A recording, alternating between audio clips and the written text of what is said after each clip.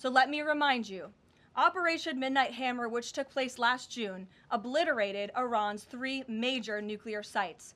Yet the terrorist Iranian regime has remained fully committed to rebuilding its nuclear program. How do we know this? Because Iran has pursued this path of war and violence despite President Trump dispatching 2 of his top and most trusted negotiators to engage in exhaustive and good faith negotiations to try and reach a deal. And the world knows this president's preference is always peace and diplomacy first. Look no further than the 8 additional global conflicts he has ended in the past year as proof. Unfortunately, the terrorist Iranian regime refused to negotiate in good faith. They chose this path of violence and destruction, and they are reaping the consequences of their horrible decision. The regime did what they always have done.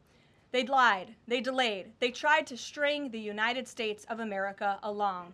They wanted to buy themselves time to continue building ballistic missiles and other deadly weaponry that could harm our U.S. personnel and troops in the region, and to continue aggressively pursuing their unacceptable nuclear ambitions. U.S. negotiators offered to lift crippling sanctions on Iran and even provide nuclear fuel to Iran at no cost to support a civil nuclear power program.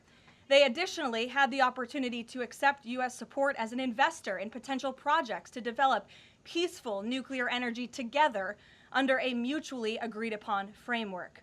Yet in response, Iran would have to forfeit their enrichment capacity once and for all. But Iran rejected. They accepted none of these generous and unprecedented offers by the United States. Simply put, they refused to say yes to peace. And their refusal made clear that their #1 priority was building a nuclear weapon with which to threaten the United States of America.